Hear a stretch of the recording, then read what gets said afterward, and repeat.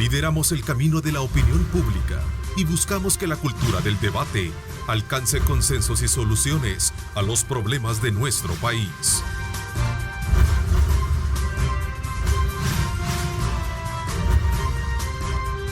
Diálogo con Ernesto López.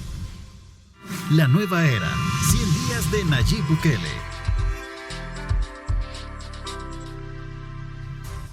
Hola, ¿qué tal? ¿Cómo están? Nuevamente, gracias por sintonizarnos en esta programación especial que hemos iniciado desde el pasado día lunes junto a Noticieros Megavisión, con el propósito de examinar puntualmente algunos rubros en el área de gestión del gobierno del presidente Nayib Bukele, en el cumplimiento también de sus primeros 100 días de gobierno. Hemos logrado establecer parámetros de conocimiento bajo la voz oficial de los funcionarios al frente de estas áreas como seguridad, cárceles. Hemos estado desde luego examinando el tema de lo social, que es un componente muy importante que también este día lo vamos a tratar la manera de dimensionar un poco más. Y para eso quiero darle la más cordial bienvenida a Carlos Marroquín, director de la Unidad de Reconstrucción del Tejido Social del Gobierno Central. Gracias por acompañarnos, Carlitos. Bienvenido. No, gracias a ti, Ernesto, siempre por la invitación. Bueno, una de las entrevistas en la que mejor me la paso, así que tú mandas. Muchísimas gracias, te agradezco mucho por tu comentario. Vamos de nuevo a invitarles a ustedes, a exhortarles a que nos acompañen, @diálogo21, @Neto López Radio. Son las dos cuentas en Twitter que están disponibles a través de nuestras cuentas para que ustedes puedan, desde luego, desarrollar y participar con sus comentarios. Quiero aprovechar también a nombre de Grupo Megavisión, a nombre de este servidor, también expresar nuestra felicitación a Publicidad Comercial por estar celebrando 60 años de estar en la industria publicitaria de nuestro país. Y por supuesto, para reconocer ese esfuerzo importante y ese aporte de creatividad que coloca precisamente a este importante rubro de la economía del país. Vaya entonces para don Juan Federico Salaverría y también para Juan Federico Salaverría Prieto, ambos presidentes de Publicidad Comercial. Nuestra felicitación por la conmemoración, celebración de estos 60 años a nombre de Grupo Megavisión y por supuesto también de este servidor. Así es que saludos muy especiales. Bueno, Carlitos, cuéntame qué experiencia recoges tú en estos primeros 100 días de gobierno frente a ese papel que desempeñas como responsable del tejido social, de la reconstrucción del tejido social. Cuéntame cuál es tu valoración. Bien, creo que hay dos cosas que son bien importantes que la gente debe saber y es el hecho de que nos encontramos instituciones del Estado que tenían demasiada burocracia, demasiada ausencia de liderazgos, porque lo que más habían eran como jefes y no líderes, haciendo bien la diferencia de esas dos cosas.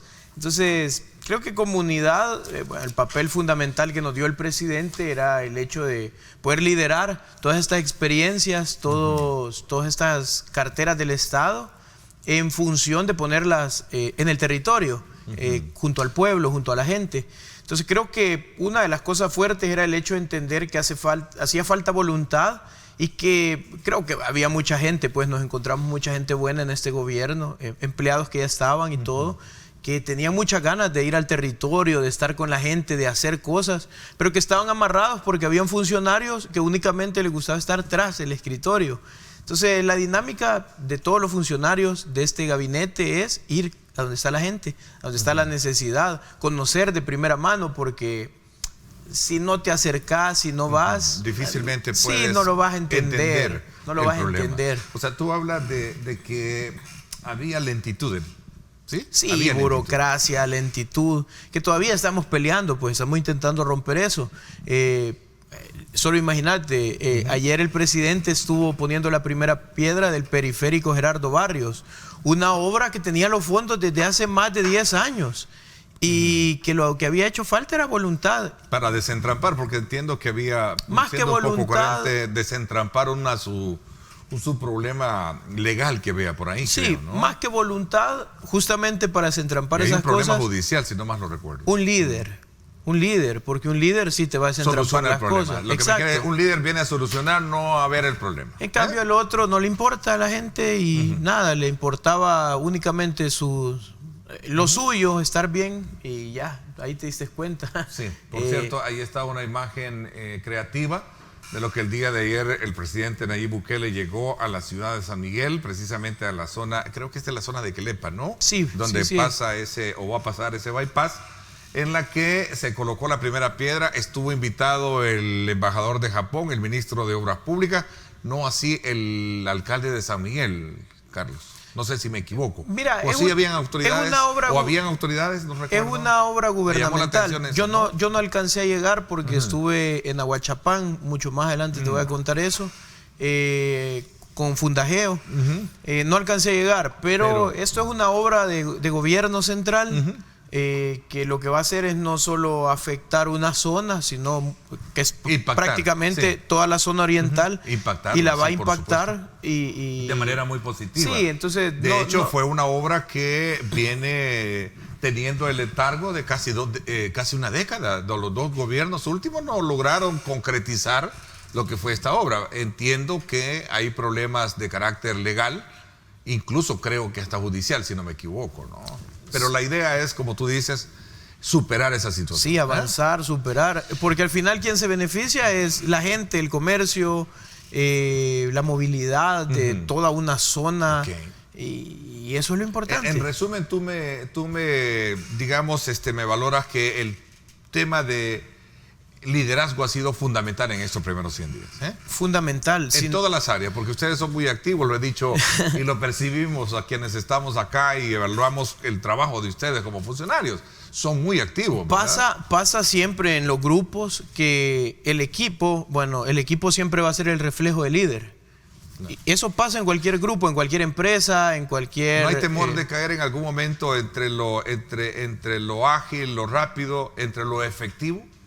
No, porque para eso también está siendo líder. Hay que medir alcances de... Porque, claro.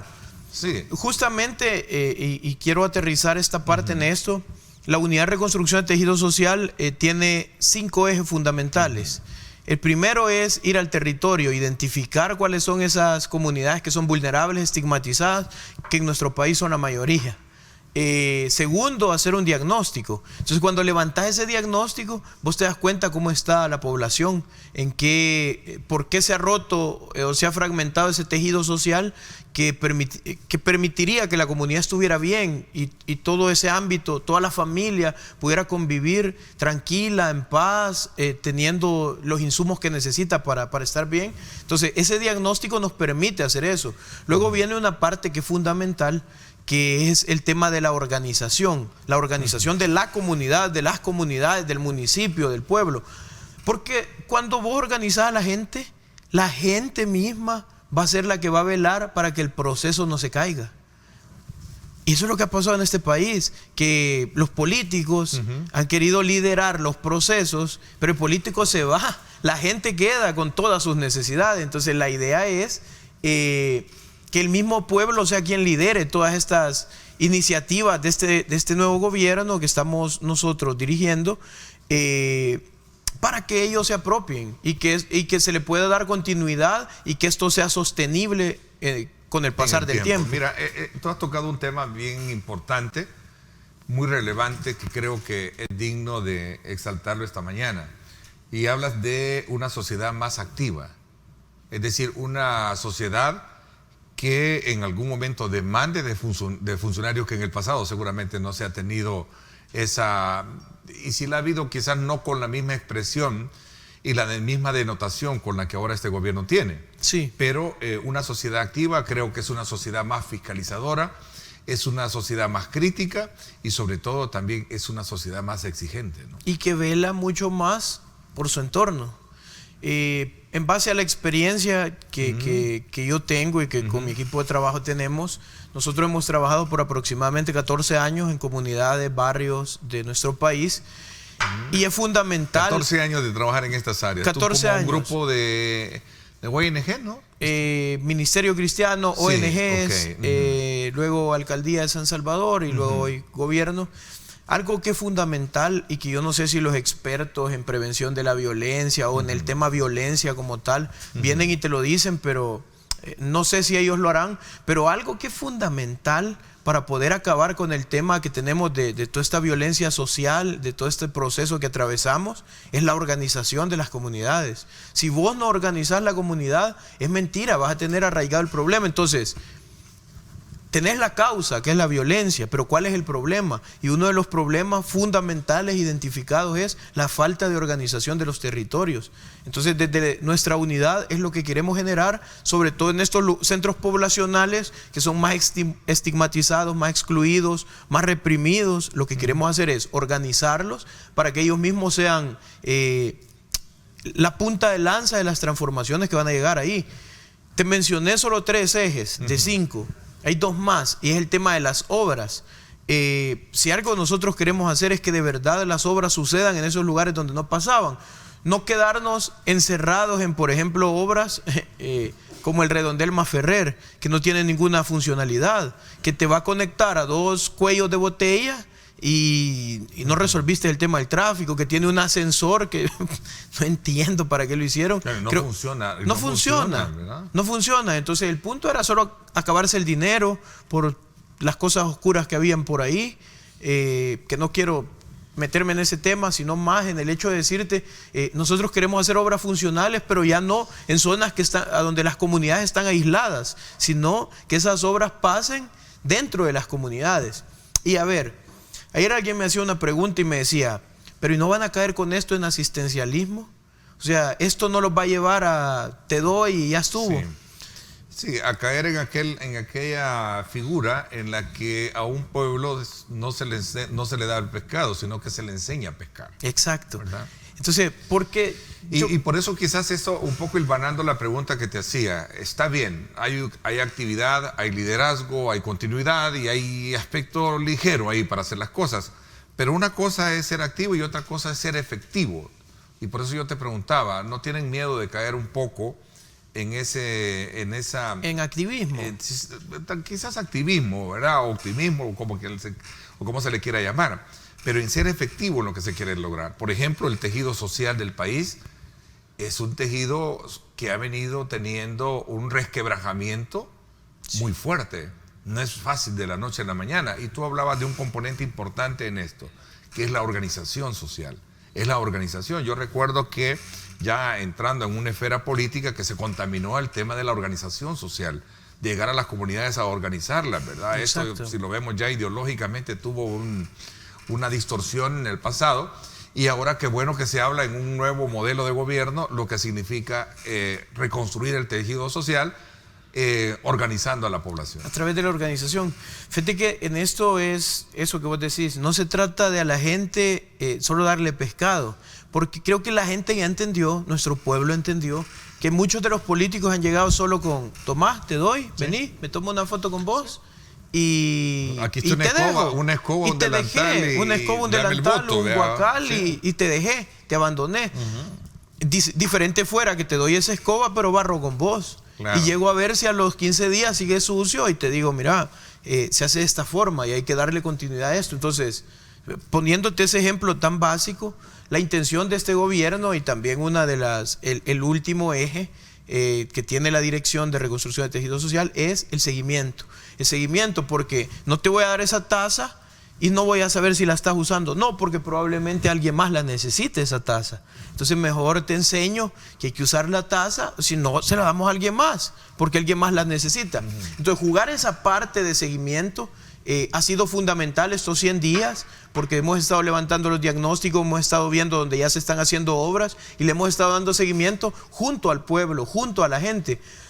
Te digo, se me salían casi las lágrimas en una comunidad que tuve la oportunidad de visitar, que es en Rosario de Mora, que Rosario de Mora tiene la particularidad, que me decían los jóvenes del lugar, nosotros no nos viene a atender el alcalde de acá Rosario porque dice que esta parte es de La Libertad, y no nos viene a atender el alcalde de La Libertad porque dice que esta parte es de Rosario, entonces no sabemos a quién pertenecemos.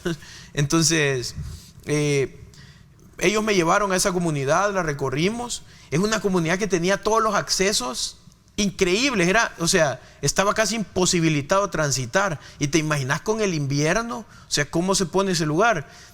Llegó una ancianita que me recordó muchísimo a mi abuela, y por eso el toque, creo, sentimental de hacerte ese nudo en la garganta y todo eso.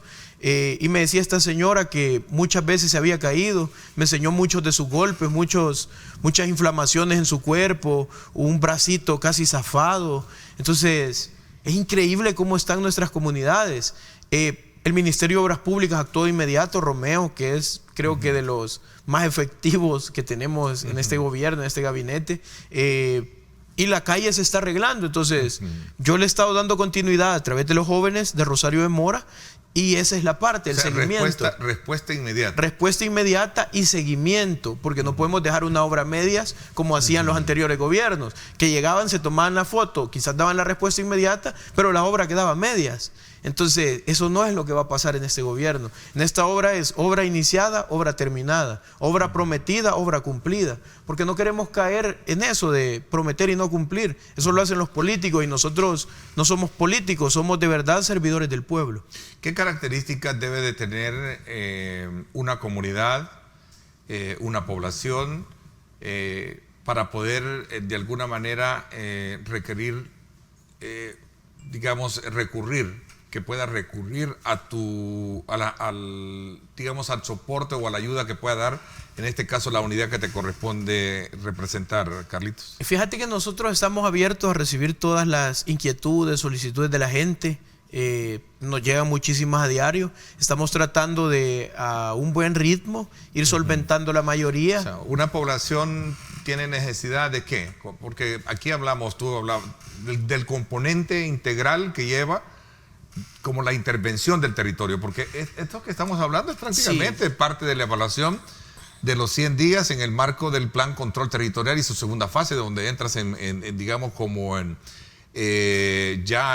activos, el caso de la unidad que tú representas, ¿no? En estos 100 días el presidente lanzó esta unidad, pero hizo también un llamado a 12 carteras del Estado. Dentro de esas están ANDA, el Ministerio de Obras Públicas, el Ministerio de Vivienda, Ministerio de Gobernación y Desarrollo Territorial. Está también el FISDL, que todavía no es el Ministerio de Desarrollo Local, pero que ya se va a convertir en el Ministerio de Desarrollo Local, que es dirigido por María Chichilco. También por ahí está CIFCO. Está también, Juventud, con el comisionado para proyectos de juventud. Entonces, con todas estas carteras del Estado, lo que se hace es irle a dar salida a todas estas problemáticas que tiene la gente, porque usualmente nos topamos con que parte de la mayoría de necesidades o solicitudes que la gente hace están como enfrascadas en el tema de agua, en el tema de los accesos. También forma parte el Ministerio de Educación y el Ministerio de Salud de la fase 2 del Plan de Control Territorial, y también estamos ahorita atendiendo 187 centros escolares que estaban en condiciones precarias. Estamos también tratando de que existan ecos en las comunidades por el tema de salud, que son comunidades que no habían tenido o que quizás la unidad de salud quedaba a 10 kilómetros y te imaginas, se enfermaba un anciano, una mujer estaba a punto de dar a luz, ¿quién le ayudaba? ¿Quién la atendía? Entonces, la idea es como darle una salida inmediata a estas cosas, y siempre la mayoría de solicitudes van como encaminadas en estos rubros que forman parte de la fase 2 del Plan de Control Territorial. Entonces, básicamente es eso, Ernesto. Lo que siempre nos llevan pues en las solicitudes es básicamente eso. Es decir, una necesidad debe de ser concreta y obviamente debe tener el presupuesto pertinente para poder desarrollarlo. ¿Qué tan sostenible es poder intervenir estos municipios sabiendo de que la situación del dinero, fiscalmente hablando, de presupuesto, pues está un poco limitado, ¿no? Mira, de hecho, creo que hoy, para este mes de septiembre, a finales debe de estar presentada ya la propuesta presupuestaria. ¿Con qué fondos, por ejemplo, la unidad que tú representas de reconstrucción del tejido trabajan de presupuesto? Fíjate que en la actualidad estamos haciendo equipo. Y yo creo que cuando vos sabes hacer equipo, te alcanza el recurso. Aparte que contás con algo que es fundamental en este país y que lastimosamente siempre ha sido mal visto, y quizás no mal visto, sino nunca se ha trabajado en equipo con la gente. Tenés todo el material humano de la gente. Tenés a la gente trabajando a tu lado. Te pongo un ejemplo bien básico. Una de las primeras visitas que hicimos como gabinete de la fase 2 del Plan de Control Territorial en estos 100 días fue a la comunidad Peralta. La comunidad Peralta está en el distrito 6 de San Salvador. Esto es en el sector de la terminal. Por la terminal. Terminal de Oriente, ¿verdad? Por la exterminal de Oriente, correcto. Terminal de Oriente, ¿verdad? Es una comunidad que hace 70 años se asentó sobre las líneas del tren. Entonces ellos es un asentamiento que está sobre esas líneas del tren. Cuando éramos alcaldía de San Salvador hicimos un esfuerzo para buscar el apoyo de CEPA y que CEPA nos brindara las tierras para poder legalizarle a la gente, y se hizo de esa forma. Entonces al menos la gente tiene la seguridad de que ese terreno donde se han instalado es de ellos. Pero volviendo al punto de cómo te alcanza el presupuesto, de qué forma vas a atender las necesidades, llegamos y nos dimos cuenta que uno de los problemas, bueno, lo sabíamos desde la alcaldía, es de que ellos nunca habían tenido agua potable, y lo que tenían era un chorro común que les caía a veces 1 hora a la semana. Entonces era bien triste porque son 222 familias que hay en ese lugar. Llevamos a Frederick, el presidente de ANDA, y él dio una salida espectacular, y que es donde nos dimos cuenta que lo que le hacía falta a todos estos proyectos, a que la gente pueda tener acceso a las cosas, era voluntad. Frederick les dijo, miren, yo tengo todo el material, pero ¿se animan ustedes a trabajar con nosotros hombro a hombro para poder instalar las cañerías que les van a llevar agua potable hasta sus casas?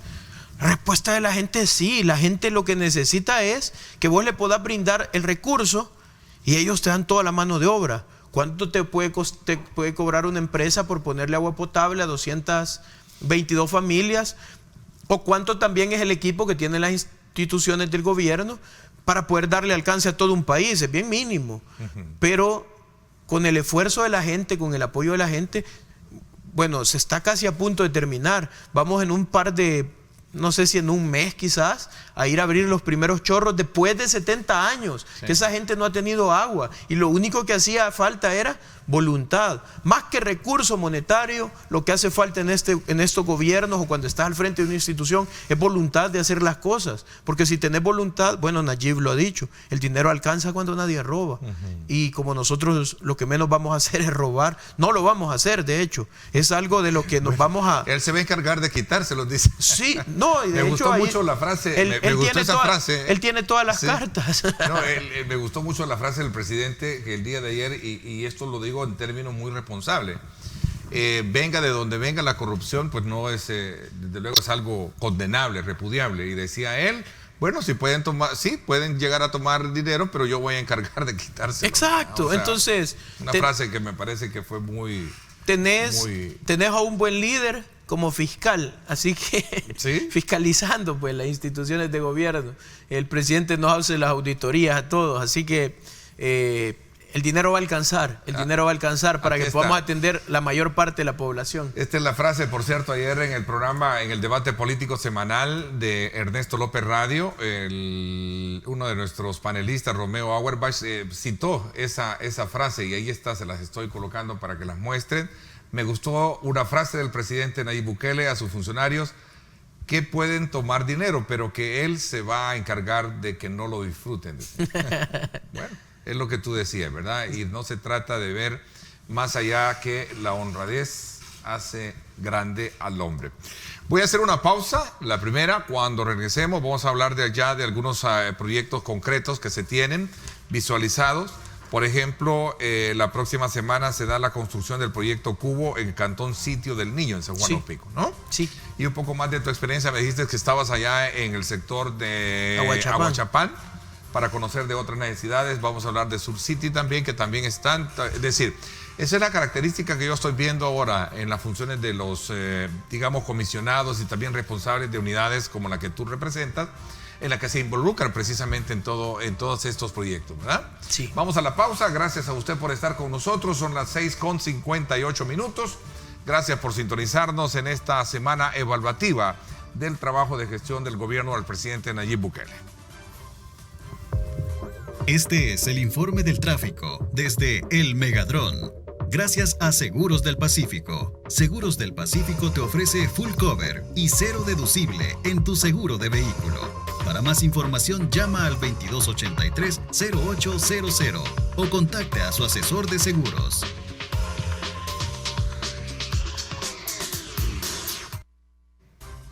Vámonos entonces hasta el sector del Boulevard Universitario, hacia el Boulevard Los Héroes. Este es el reporte del Megadrón. En esta área verde que usted ve a su derecha es la Universidad de El Salvador. Y por supuesto aquí tenemos la información visual para que usted tome en consideración a esta hora 6:59 cómo está el tráfico por esta importante zona que rodea la Universidad de El Salvador y conecta precisamente con el Boulevard Los Héroes. Ahí está la entrada principal de la Universidad Nacional, Alma Mater, la calle San Antonio Abad, su conexión, bastante despejado el tráfico, y por supuesto el Boulevard Los Héroes está a esta hora bastante despejado. Así está el tráfico gracias a nuestro patrocinador, el emblemático edificio del Hospital de Niños Benjamin Bloom, para que usted vea también el baño de sol que tenemos a esta hora de la mañana por esa importante arteria. Imagen preciosa para aquellos que nos sintonizan en el extranjero y vean cómo está la ciudad capital a esta hora de la mañana. Este es el informe del tráfico desde El Megadrón.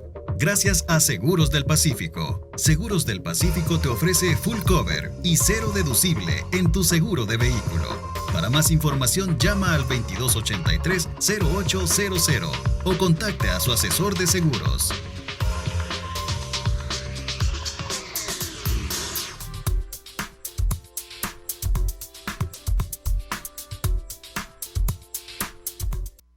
Estás viendo Diálogo con Ernesto López.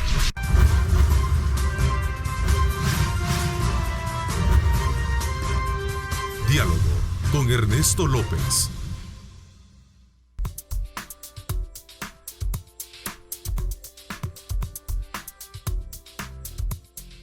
Son las 7:05 a.m. Gracias por sintonizarnos a esta hora. Gracias también por estar enviando sus comentarios a través de @diálogo21, @Neto López Radio. Son las dos cuentas que están disponibles. En Facebook también estamos. Compartan nuestra señal con sus contactos.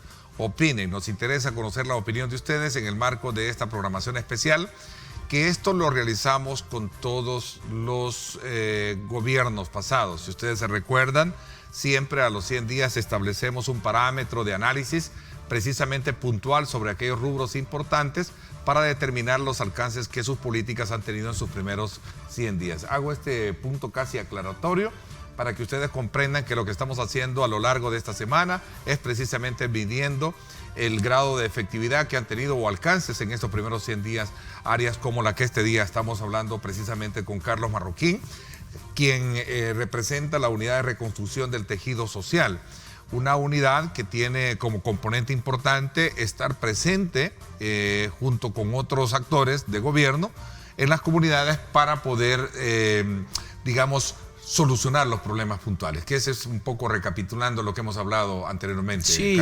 llegar donde la gente, estar ser con efectivo, la gente. liderar los problemas, resolver los problemas. Exacto, encontrar las causas. Carlos, las causas. Uno de los grandes problemas que el país ha venido enfrentando, y lo conversaba el día de ayer precisamente con el director de centros penales, viceministro de Seguridad, Osiris Luna, es el tema de la seguridad. Por un lado, se han tomado medidas muy drásticas a partir de la primera fase del plan del control territorial, que es el tema de cómo recuperar los territorios, y por otro lado también establecer medidas drásticas en las cárceles, ¿cierto? Sí. El día de esta semana se conoció que el presidente, a raíz de algunos indicadores positivos en materia de seguridad, se bajaba de alguna manera, se cambiaban las reglas en cuanto al tema de la seguridad y el estado de emergencia en las cárceles.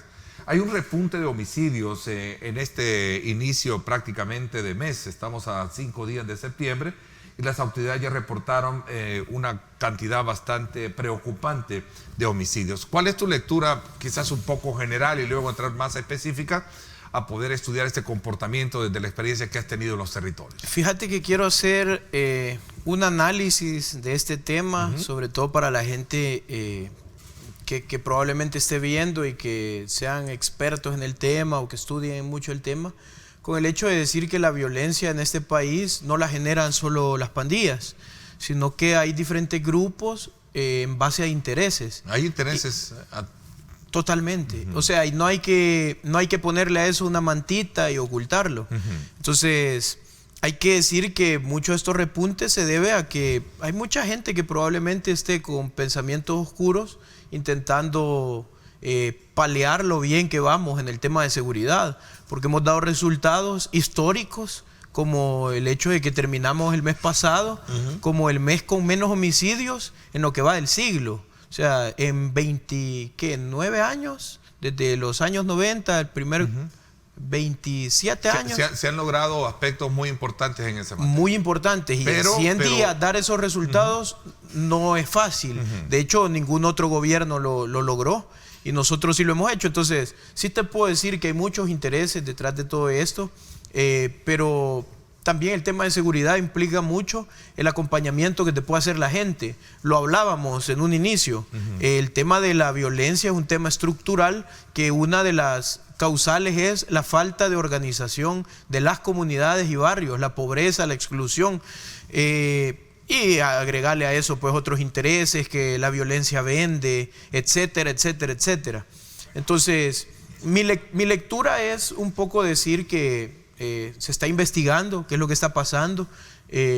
Tenemos un Ministerio de Justicia que está haciendo su trabajo, muy buen trabajo, pero a la vez nosotros estamos haciendo nuestra parte desde el área de la fase 2, que es todo el área de prevención, es el área de las oportunidades a los jóvenes, que sobre todo son, cuando vos haces un análisis de la violencia, sacás las estadísticas y te sentás y buscas quién es el sector que es mucho más afectado con la violencia.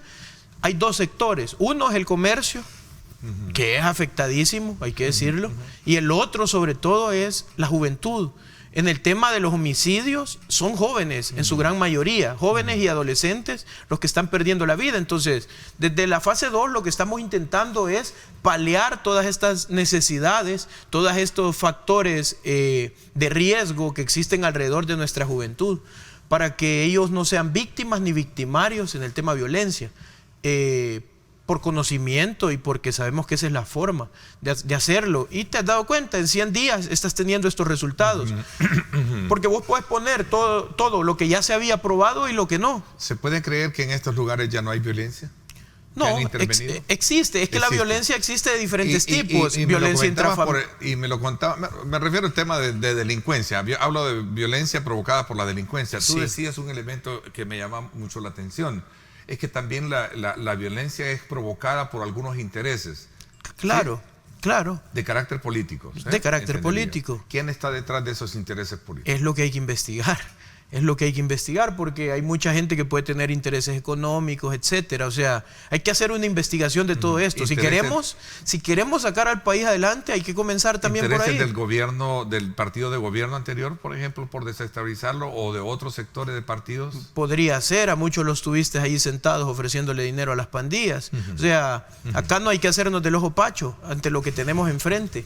Entonces, hay intereses, pues, hay intereses quizás de ellos, de otra gente, no sé, pero el punto es que el gobierno va a hacer su parte en su tarea investigativa, y nosotros, bueno, yo te puedo hablar en lo personal de la fase 2, pues no me corresponde el tema parte más específica en el área de seguridad. Sí, pero también es fuerte y es específica, porque la prevención es algo que, si bien es cierto, se había hecho, pero se hizo en menor escala, nunca se probó hacer prevención de la violencia a gran escala, con proyectos emblemáticos como los cubos, sí, que como ya vamos a hablar de ello, pero, como la organización de la gente. Insisto, el tema de la violencia provocada por la delincuencia ya no existe en estos lugares intervenidos. No, sí existe, es algo que tenés que trabajar. No vas a cambiar una realidad que te entregaron gobiernos de hace 30 años en 3 meses. Entonces el componente de desarrollo social que hacen con la articulación de los otros actores no es suficiente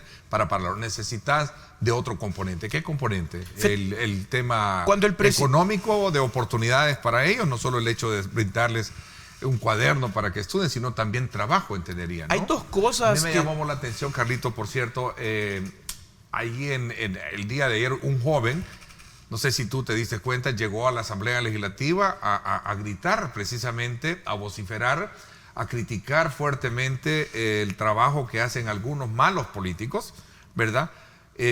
A raíz de la falta de él de oportunidades como joven. No sé si lo podemos, pero fue bastante expresivo él y no creo que en el audio sea bueno, pero sí un poco me llamó mucho la atención. Yo vi el video, mira, es una forma de expresarse, es el sentimiento de la gente. Sentimiento de frustración. Yo lo tomé más así, porque a mí, y yo creo que a ustedes también como funcionarios les toca a veces pasar esos momentos bien difíciles cuando se nos acercan muchas personas que pidiéndonos que uno ayude, ¿no? A sus hijos, los padres de familia. Eso a mí me parte el corazón, ¿no? Y digo, primero Dios, les digo, van a tener esa oportunidad. El país hay que cambiarlo y debe de cambiar el país, ¿no? Entonces lo que vimos ahí fue el reflejo de eso. Es el reflejo de todo un país que fue abandonado, ¿no? De jóvenes que no tienen cómo nos ha golpeado oportunidades. La corrupción ha venido a golpear fuertemente la actividad productiva del país, etcétera, ¿no? Sí, entonces lo que este chico transmitía es prácticamente lo que te encontrás en todas las comunidades, esa frustración y esa necesidad de tener oportunidades, mientras otros tienen por lo menos 40 asesores a su alrededor, seguridad, un seguro médico increíble. Entonces yo totalmente como joven también lo entiendo, porque muchas veces también me sentí así. Yo he contado, bueno, ya que hablaste del alcalde de San Miguel, cuando iniciamos la entrevista, yo he contado muchas veces esa experiencia que yo viví. O sea, lo que él vive no es algo que yo no haya pasado y atravesado. A todos nos cuesta, hay que forzarse, claro, si bien es cierto, pero yo también me encontré por parte del Consejo Nacional de la Juventud, en ese entonces dirigido por el alcalde de San Miguel, una puerta cerrada, falta de oportunidades, cuando lo que yo más quería no era que me diera dinero, yo necesitaba recursos para ayudarle a otros jóvenes. Entonces te das cuenta que esa ha sido la forma de gobernar y de liderar, entre comillas, de estos políticos. Entonces lo que él te hace es un reflejo de cómo se encuentra toda la juventud en nuestro país. O sea, muchos pueden criticarlo, pueden señalarlo y algo, pero es comprensible, es la frustración del abandono que ha sufrido nuestro pueblo y sobre todo ese sector que es el más vulnerable, que es el más estigmatizado, que es el más reprimido en nuestra sociedad. Entonces, totalmente lo entiendo. Regresando a la parte de que qué pasa con nuestros jóvenes, qué sucede, cómo podemos reconstruir el tejido social utilizando toda su energía. Te das cuenta que una de las cosas por las que los chicos buscan las pandillas como un refugio no es solo que haya pobreza, sino es la búsqueda de identidad, porque los anteriores gobiernos no fundamentaron su estrategia de prevención de la violencia en generar nuevos liderazgos atractivos desde ese mismo entorno, desde las mismas comunidades. Entonces, una de las cosas, si bien es cierto, hay que educar, hay que dar becas, hay que brindar empleo, pero lo primero es construir liderazgos, construir chicos que tomen la batuta de su comunidad para sacarla adelante. Nosotros en el territorio nos hemos encontrado muchos, pero que son como ese chico que llegó a gritar a la asamblea, frustrados, con frustración, y que hay que mejorar, y que hay que atenderlos, que hay que apoyarlos, que hay que impulsarlos. Eso es lo que vamos a hacer, y en 100 días lo hemos hecho. Te puedo poner ejemplos. Vos llegás a la Emanuel en Santa Ana y tenés a un chico que ayer comencé a ver que ya hay ataques de grupos del FMLN, lo quiero decir abiertamente, alrededor de este chico que es un joven que, bueno, es el que dirige la Turba Roja, la barra de FAS, pero que es una barra que ha generado alrededor de todos los procesos de violencia que se meten en todas las barras, procesos de prevención de la violencia. Ves a chicos con un proyecto que hizo, que están con un chaleco verde a la hora de los juegos, que son como los que detienen la violencia, los que están pendientes de que no pase ningún altercado, ni siquiera aislado. Entonces, son proyectos que él metió y él está trabajando mucho por su ciudad. Entonces, nosotros no lo encontramos. Yo le pregunté, mira, ¿cómo podemos ayudarle a Santa Ana? Hay una comunidad, me dijo, que se llama Le Manuel, una comunidad que ha sido abandonadísima por gobiernos locales, por gobiernos centrales. La gente no tiene oportunidades, los adolescentes y jóvenes buscan a Pandía como su refugio, el kinder es un basurero. Ayuda a esa comunidad y estás ayudando a muchísimas personas en Santa Ana, y Santa Ana mismo te lo va a agradecer. Entonces, te topas jóvenes así, con ese potencial, con ese carácter de querer ayudar y hacer las cosas. Y eso es parte de la nueva construcción de liderazgos. Carlitos, ¿tienes tú con esta experiencia de campo que has logrado capitalizar en estos primeros 100 días de gestión, tienes tú la fórmula por la que se pueda comprender por qué el joven entra a estas esferas delictivas? 3. Manténlas ahí, estas 3. Voy a hacer la pausa.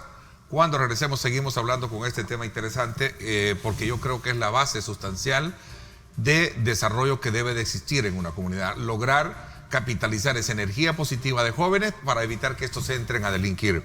Una vez teniendo controlado, como bien lo dicen las autoridades, el territorio, comienza el tema de la reconstrucción económica, claro, que creo que es la siguiente fase en la que el gobierno va a entrar en los próximos días, ¿no? Claro. ¿Verdad?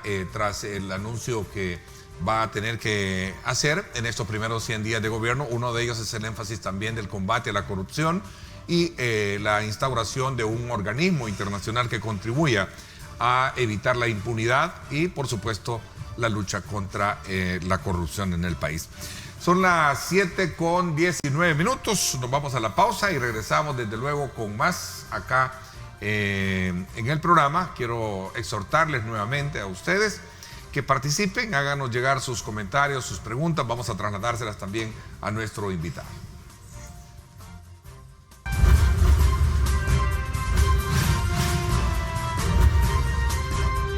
Diálogo con Ernesto López.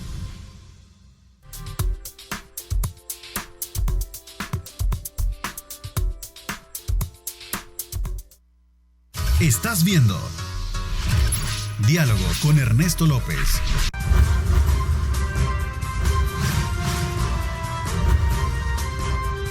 Diálogo con Ernesto López.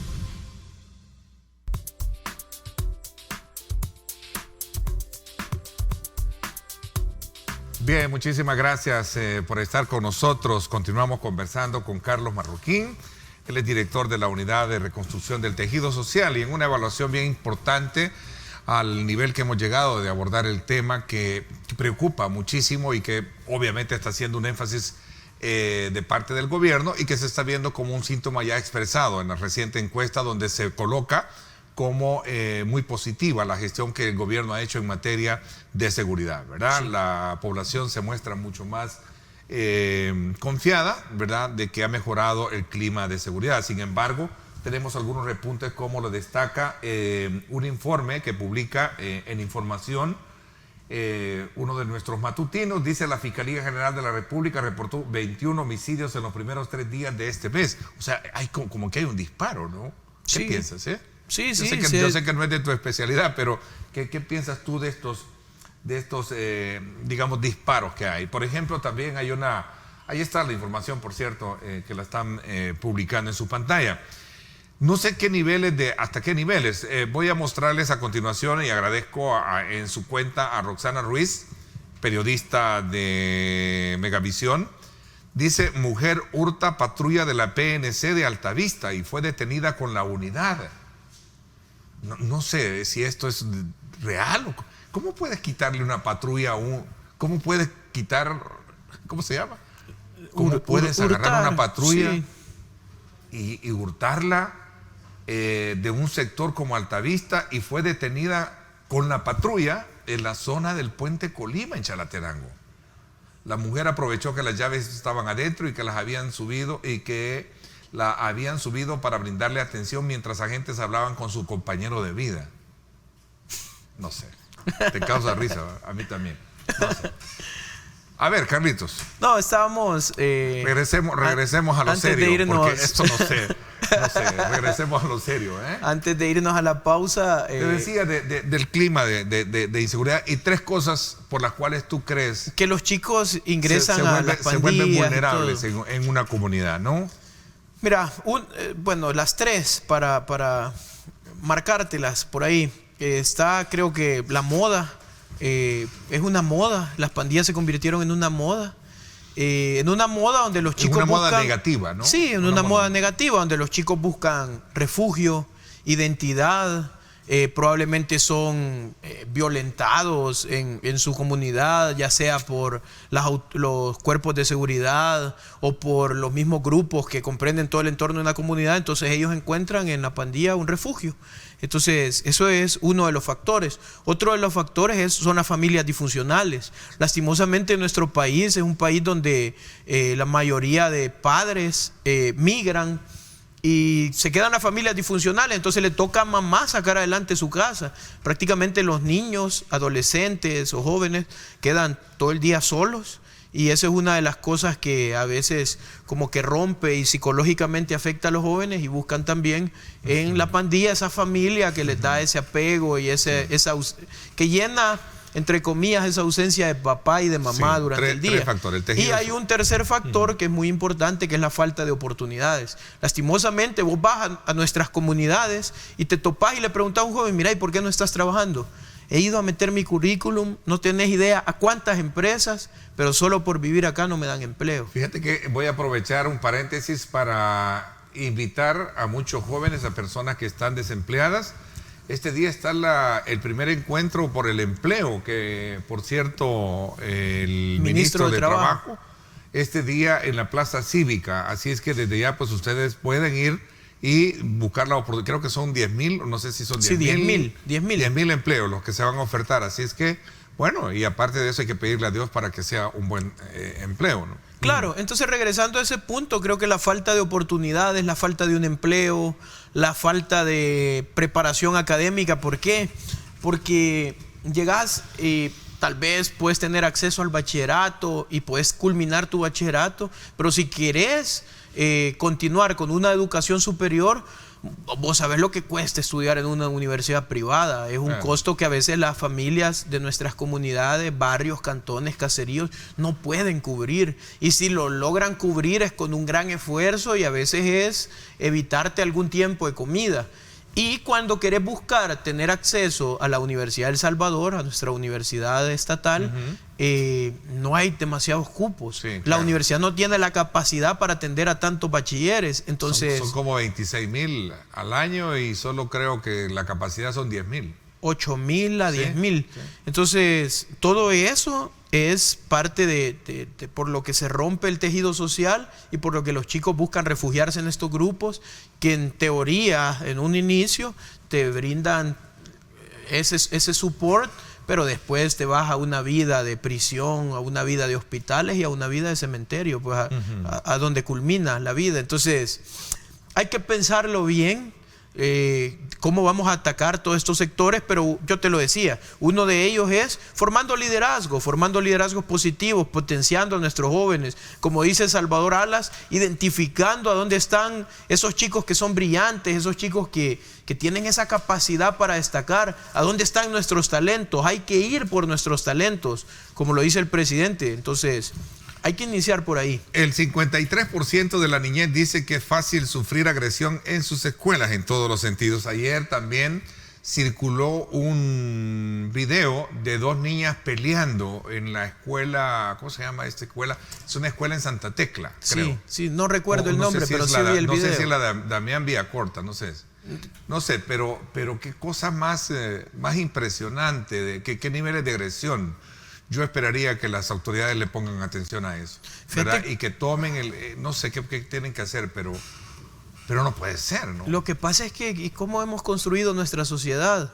Tú comenzás en la mañana y lo primero que te encontrás es un auto pitándote, sacándote si no, a tu veamos mamá. el reciente caso de la golpe que se fue con golpearon la a nuestro gestor de tránsito. Sí. Entonces, así estamos construyendo nuestra sociedad. Somos una sociedad violenta. ¿Qué hay que hacer? Desconstruirla y construir de nuevo. Y eso no es Muy solo de acuerdo, sí. tarea del gobierno, es tarea de medios de comunicación, es tarea de la acuerdo. misma sociedad, la familia como tal, que debe de ser lo que más debemos de proteger, la familia. Y hay que hacerlo, hay que desconstruir nuestra sociedad y construirla de nuevo. Muy de acuerdo. Voy a consultarte sobre este tema que tiene que ver precisamente con el ofrecimiento de los Estados Unidos por lograr un país seguro y por supuesto con mucha prosperidad. Ayer el embajador nuevo que llega a nuestro país, Douglas Johnson, citó precisamente ese punto importante para este país. Estados Unidos ofrece al país un futuro de seguridad y prosperidad. Y voy a aprovechar que ahí están las imágenes en las que él hacía énfasis en este tema por el cual hemos estado desde luego hablando en esta hora de programa. El tema de seguridad, el tema de prosperidad, el tema de nuevas oportunidades para jóvenes y evitar, por supuesto, el tema de la migración, que ese es el objetivo.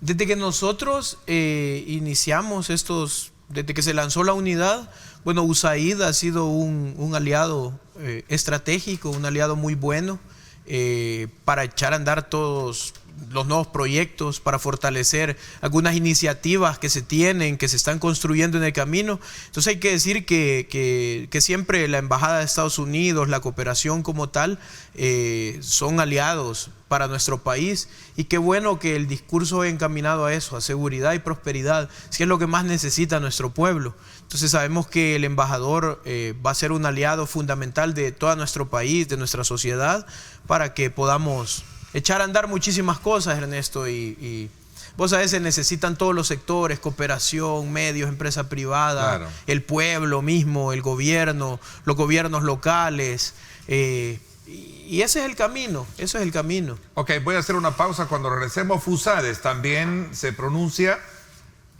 por un tema que me llama muchísimo la atención y me gustaría, antes de, porque tenemos que... Hay que hablar de los cubos. De los cubos y también de Fundajeo, donde se firmó un convenio para un fondo de becas para jóvenes que anda alrededor de los $100,000, ¿verdad? Sí. Vamos a hablar de eso también.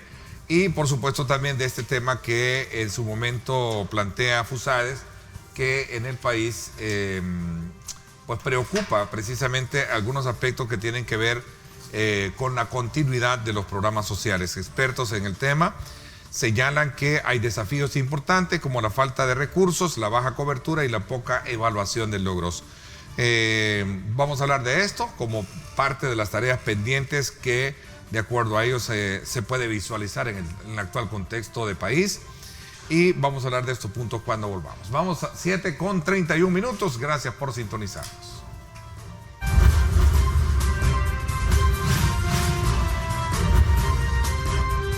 Diálogo con Ernesto López.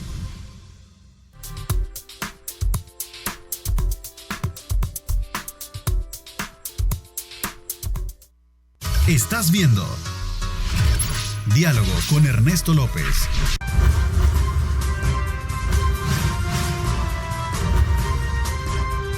Diálogo con Ernesto López.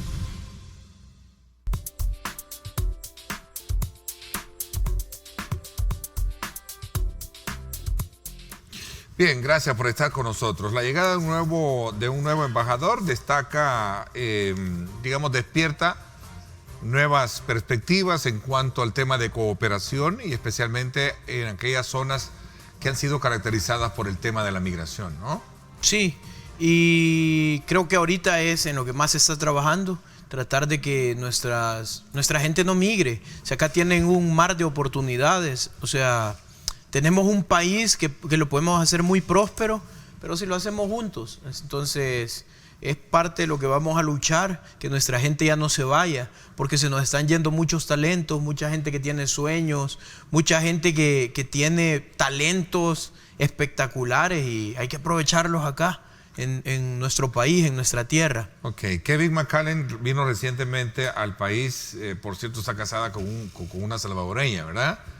este funcionario que es precisamente uno de los responsables del área de seguridad del país del norte. Sí. Decía que, bueno, los puntos de acuerdo que se logró tener, ahí tenemos, no, ese es Douglas Johnson, el nuevo embajador, pero se habló en el reciente acuerdo de visita que hizo este subsecretario de Seguridad, sí. Es que apoyo en las fronteras, así como el trabajo de fortalecer la policía para el combate de las pandillas y el trabajo y el tráfico de personas en estas zonas. Compartir datos, visas de trabajo, clima de inversión. Aquí hay un tema bien importante y lo hablaba con el ministro de Trabajo, visas, para mucha gente que sin duda alguna piensa arriesgarse y no contemplar la peligrosidad que esto tiene viajando al norte. Sí, que muchos mueren en el camino. Hemos visto videos de esas situaciones. Bueno, recientemente murió un padre y su hija y dejó una imagen que le dio la vuelta al mundo. Sí. Son situaciones muy trágicas y que hay que tratar de evitarlo. Yo creo que es fundamental no solo estar pensando en que le vamos a dar visa a nuestra gente, sino cómo hacemos que nuestro país se convierta en ese polo de desarrollo, en ese lugar a donde el material humano valga y tenga un valor inigualable, pues son nuestros hermanos, nuestros compatriotas, gente con habilidades, gente que es buena en muchísimas cosas. Entonces hay que aprovechar para desarrollarlos acá y no hay que dejar que nuestra gente se vaya. Y yo creo que una de las cosas es lo que está buscando la fase 2 del Plan de Control Territorial, que es crear un clima de seguridad y eliminar toda la inseguridad que nuestra sociedad vive para que se pueda generar inversión, para que se puedan abrir nuevos negocios y para que nuestra gente comience a percibirlo con trabajo. Eso es. A ver, Lichi Elizabeth nos escribe, dice: Ernesto, buenos días, oportunidades hay porque hay muchas plazas en panadería, cocina, etcétera. Lo que no hay es plazas para jóvenes que de un solo desean ser ejecutivos, empleados de call center, diseñadores, consultores. Si los jóvenes no han terminado ni el bachillerato, pues tienes que buscar otro tipo de empleo. Pero los jóvenes de hoy nacieron cansados, que todos quieren horarios de trabajo tipo Europa. Eso no es posible. Todo nace en el tema de familia, dice. Todo, vamos a ver, pero los jóvenes de hoy nacieron cansados, que todos quieren horarios de trabajo tipo Europa. Eso no es posible. Todo nace en la familia. El que desea trabajar se prepara y si es necesario ponte un punto para llegar a lograr mis metas, pues los tomo. A Estados Unidos se van a trabajar de lo que sea y entonces pues otra cosa, acá los empleados deberían de tener oportunidades de horarios flexibles como medio tiempo, nocturnidad, etcétera. Hay mucho por hacer. Es interesante esta reflexión, ¿no? Sí, es interesante porque no todos lo ven así. No todos lo ven de esa forma. Mira, yo creo que no es que hayan nacido cansados. Yo creo que nuestra juventud está frustrada. Estará frustrada y... Regresamos al tema de la frustración, sí, porque de la impotencia. Es que, o sea, es eso, pues. Es frustración de llegas, das tu currículum, no te llaman o te dicen, sí, le vamos a llamar cuando ven dónde vivís, van a otro lado y lo mismo. Entonces, ¿qué haces? Te frustras. No es que te canses, te frustras por no encontrar de verdad la salida a las cosas. Entonces, ¿qué es lo que hay que mejorar y qué es lo que el gobierno debe de hacer? Bueno, liderar y acompañar iniciativas con la empresa privada. Si es que la empresa privada puede ser generadora de empleos, de muchísimos empleos, y puede ayudarnos a desarrollar todos estos lugares que han sido estigmatizados. Pero ¿cómo lo vamos a hacer? Bueno, lo primero es identificando los jóvenes que de verdad tengan las ganas y que vayan a dejar, como decimos en la calle, bien parada a su comunidad, no yendo y haciendo algo negativo pues en la empresa. Entonces, estamos trabajando en eso, identificando todos esos liderazgos para poder de verdad tener esa como bolsa de currículums para poder decirle a las empresas, miren, todos estos chicos de verdad merecen que entren, que trabajen, ábranles oportunidades. Y allí te vas a dar cuenta que no era un tema tanto de cansancios, y quizás si se cansaron fue de buscar tantas oportunidades y que no se las dieron. Pero regresamos a ese punto, pues la frustración. Y hay que luchar contra eso, hay que pelear. Creo que podemos hacer algo. Si en 3 meses se han visto resultados, casi 100 días, bueno, se imaginan si nos permiten trabajar bien estos 5 años siendo acompañados por el pueblo. Vamos a dar muchos resultados y creo que podemos sentar las bases para una verdadera transformación de nuestro país. Ok, fíjate que un grupo de organizaciones que han estado apuntalando sobre el tema económico del país, incluyendo FUSADES y otros, han expresado un poco su preocupación precisamente por el tema de la continuidad de los programas sociales. María Elena Rivera de Fundaungo decía en una reciente conferencia de prensa que la política social va más allá de la protección social y que incluye políticas sectoriales de salud, educación y promoción. Un avance significativo ha sido contar con un instrumento legislativo, la Ley de Desarrollo y Protección Social. ¿Cómo tú examinas este campo particularmente? De hecho, si no generas leyes y políticas alrededor de lo que estás haciendo, no puedes proteger el proceso y el proceso se te va a caer. Pero el hecho de construir leyes y políticas que puedan acompañar todas las iniciativas de protección social que se hacen, no solo depende del Estado, depende también de sociedad civil, depende de la Asamblea Legislativa y depende de otros sectores, de las organizaciones. Entonces hay que buscar hacerlo, pero hay que buscar los medios, los canales, para que de verdad estas políticas se construyan y sean políticas sanas, sobre todo por el bien de la gente. No políticas que favorezcan solo a un sector, sino que se extiendan y que de verdad atiendan a toda nuestra sociedad.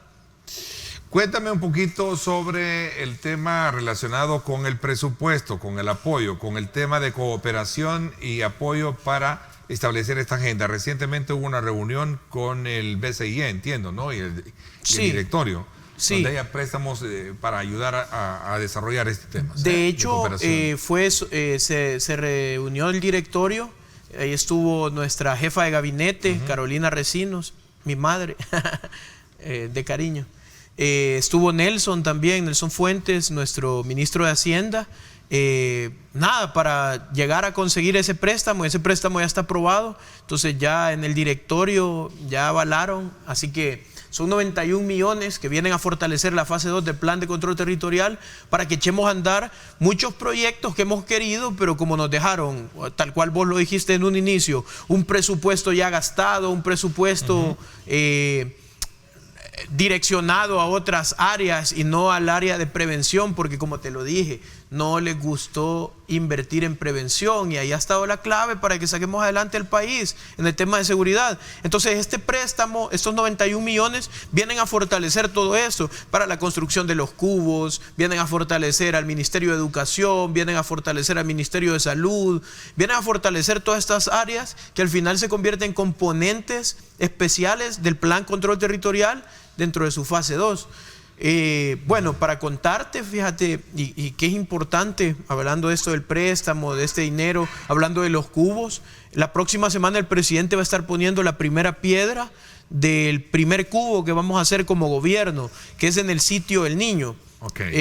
Eso está ahí por el sector de Opico, forma parte de San Juan Opico. Es un cubo muy especial y es un cubo muy... Explícame, cubo es el nombre con que se le se identifica es un centro de desarrollo. Un centro de desarrollo, para entenderlo mejor. Es un centro de desarrollo educativo, es un centro de desarrollo tecnológico, es un centro de desarrollo y formación juvenil, es un centro de atención a la familia, etcétera. Eso es un cubo. De hecho, el cubo es el nombre que le pusieron los jóvenes cuando vieron la particularidad de su forma, que es un cubo de cristal. Y bueno, el cubo. Entonces al final vamos al cubo, y le quedó como nombre el cubo. Entonces, y se adoptó por eso. ¿Por qué buscamos este lugar? ¿Por qué buscamos el sitio del Niño? Bueno, primero porque es un lugar que ha estado en total abandono, porque nadie quiso asumir todas las problemáticas que hay alrededor de este sector, en temas de contaminación, en temas de pobreza, en temas de exclusión, en temas de vulnerabilidad social. Pero aparte porque hubo un incidente que en lo personal, y créeme lo que también para el presidente, vino a marcar un antes y un después en el tema de la violencia juvenil y en cómo nosotros vamos a atender todo esto. Rigoberto Orellana es un chico que se había graduado de la UCA, de la carrera de Ingeniería Mecánica. Riguito era conocido por su familia. Él fue víctima de la violencia, lo intentaron asaltar y en el asalto lo asesinaron. Entonces Rigo, recién graduado de la universidad, un chico brillante, con muchos sueños, con muchos anhelos, con muchas expectativas, con todo el apoyo de su familia, fue asesinado y se lo llevó la violencia de nuestro país, una violencia de la que muchos solo se taparon los ojos y, como dice mi abuelita, hicieron del ojo pacho y no quisieron atenderla. Entonces, esta biblioteca va a llevar el nombre de Rigo. Esta biblioteca se va a llamar, que es el cubo se va a llamar Rigoberto Orellana, en memoria de él, que es un joven con muchos sueños y anhelos, como muchos otros que a diario se van de nuestro país y se los lleva la violencia. Una violencia que nosotros hemos decidido como gobierno asumir el reto para tratar de acabarla, para pelear contra este que es un monstruo, un fenómeno que tiene una construcción de años, pues no es que acaba de comenzar. Entonces, este cubo viene como a recordarnos que hay muchos jóvenes que estamos dejando que nuestra violencia se los lleve, con muchos sueños, con muchos anhelos, con muchas expectativas, y por eso hemos decidido que se llame Rigoberto Orellana, en memoria de él. De este joven estudiante de la UCA, ¿verdad? Que fue asesinado, como bien tú recuerdas, en esta zona. La construcción del cubo tendrá casi $500,000, ¿verdad? Sí. Vienen otros, entiendo, en la colonia Ivo de San Salvador y también en Mexicanos. En Azacamil, exactamente. Exactamente, ¿no? Mira, el de la IBU es una deuda que nosotros decidimos asumir también, porque ese cubo tuvo que haberse construido cuando nosotros estábamos en la alcaldía de San Salvador. Nosotros pasamos toda esa carpeta, la pasó el alcalde en ese entonces, hoy presidente de la República, y el consejo, como él ya había sido expulsado del FMLN por aquel famoso caso de la manzana, el FMLN y Arena votaron en contra y decidieron que ese cubo de la colonia Ibu no se construyera. Entonces, una de las cosas que nosotros decidimos hacer ya como gobierno es irle a decir a la gente de la Ibu, que te estoy hablando que son 8.500 personas que viven en esa colonia del Distrito 5 de San Salvador, irles a decir, van a tener su cubo, tranquilos. Nosotros salimos ahorita de la alcaldía, pero cuando seamos gobierno, lo vamos a construir, y ese ha sido el compromiso del presidente, y por eso es uno de los que ya casi se van a construir. El otro de la Azacamil. ¿Por qué la Azacamil? Vos lo sabés, vos y yo lo sabemos. Es una zona muy importante de mexicanos, uno de los municipios que tiene mucho más población de todo el sector de mexicanos, aparte que ha tenido muchos talentos en temas deportivos, muchos escritores, mucha gente talentosa, muchos profesionales que viven en ese lugar, pero también que están sufriendo el fenómeno de la violencia por no tener ese polo de desarrollo para los jóvenes. Entonces el cubo viene a paliar esta parte y viene a brindarle a los jóvenes ese espacio de recreación, ese espacio de formación, ese espacio de capacitación para poder paliar esto. Entonces la Azacamil para nosotros es importantísimo y vamos a llevar un cubo a la Azacamil. Ok, voy a hacer una pausa, la última. Cuando regresemos, cuéntame un poco también de la experiencia que has tenido en el Zamorano, en San Miguel. Hay muchas necesidades, piden ayuda, intervención, habitantes del Cantón El Zamorano en San Miguel. Gracias por escribir. Y también aquellos que necesitan trasladar algo, pues escríbanos, @diálogo21, @Neto López Radio. Son las dos cuentas en Twitter disponibles para que ustedes participen.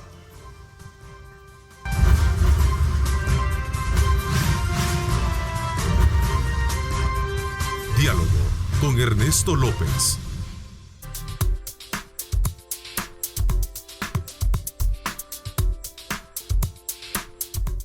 El futuro es imaginar, es pensar en grande. Prepárate hoy, estudia en la UFG y amplía tus oportunidades. UFG, tecnología, innovación y calidad.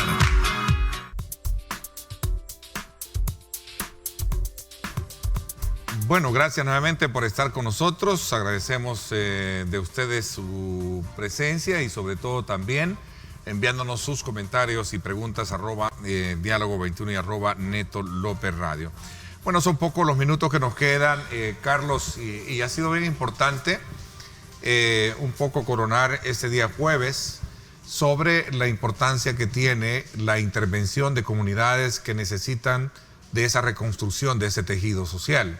hemos comprendido mucho en qué consiste ese trabajo de intervención que ustedes tienen, en la cual se involucran precisamente todos los otros actores importantes en el desarrollo, Obras Públicas, ANDA y otro Ministerio de Salud, Educación. Creo que eso es importante de resaltarlo, pero la pregunta del millón es ¿por cuánto tiempo y qué tan sostenible en el tiempo va a ser todo ese tipo de intervención? Y te lo expresaba anteriormente, te lo preguntaba, con relación al tema del presupuesto y la designación de fondos para ello. Tú hablabas del tema de cooperación, ¿no? Sí, la cooperación va a ser fundamental, y no solo la cooperación. Fíjate que hay dos comentarios que han puesto dos personas que nos han tagueado a ambos. Uno lo que dice es, lo que hace falta es más inversión social por parte de la empresa privada. Lo pone alguien de San Miguel. Que será un reconocimiento para la historia de la empresa y que aparte les conviene por los sectores donde invierten ellos. Eso en otros países lo hacen empresas internacionales.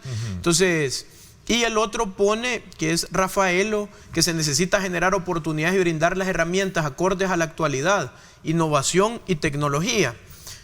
¿Cómo vamos a hacer sostenible todo esto? Bueno, te lo decía, cuando le das seguimiento a las cosas y cuando empoderás a la población, la misma población le va a dar continuidad, porque la misma población aprende a gestionar, y ahí es donde entra la cooperación internacional y juega un papel fundamental en todo este tema de acompañamiento, en todo este tema de recursos, en todo este tema de seguimiento. Vital, la cooperación es vital.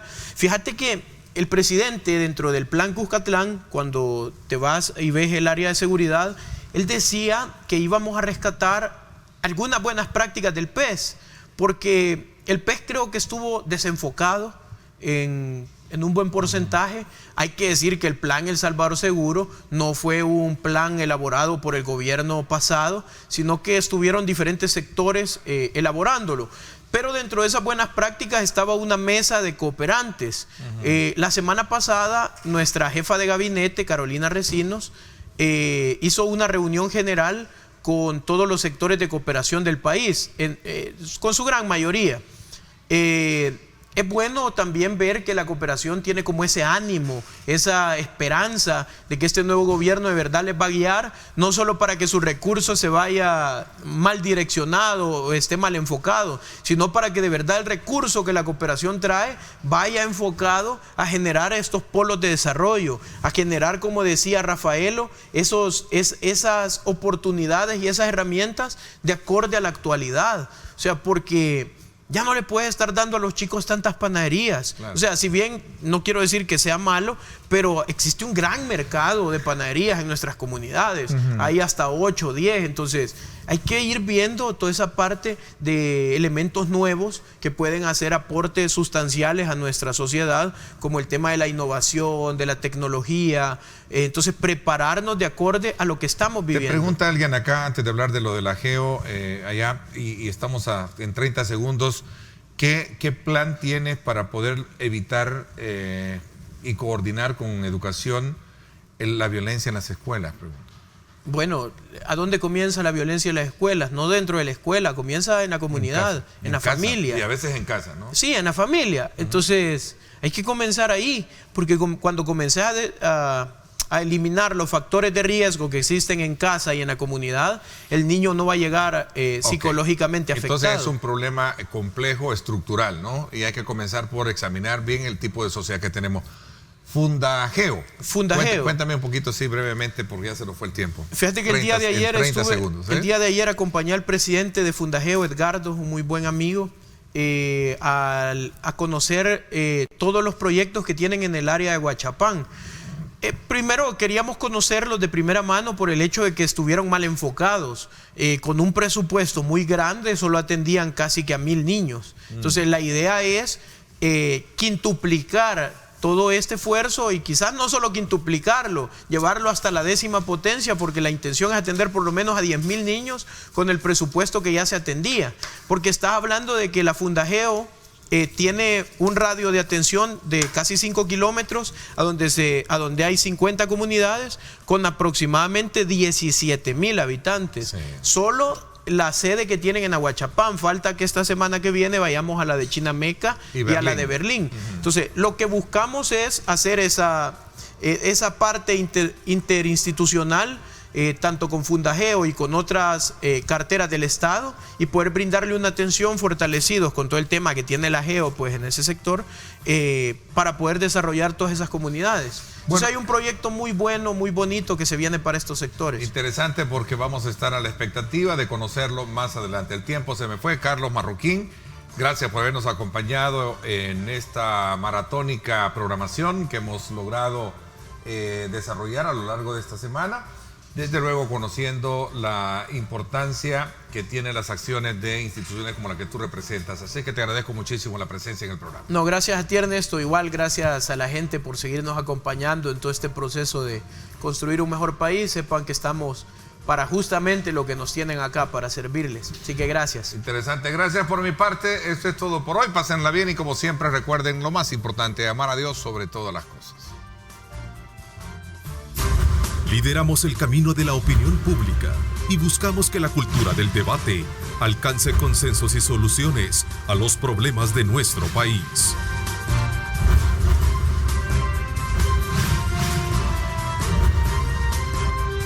Diálogo con Ernesto López. La nueva era. 100 días de Nayib Bukele.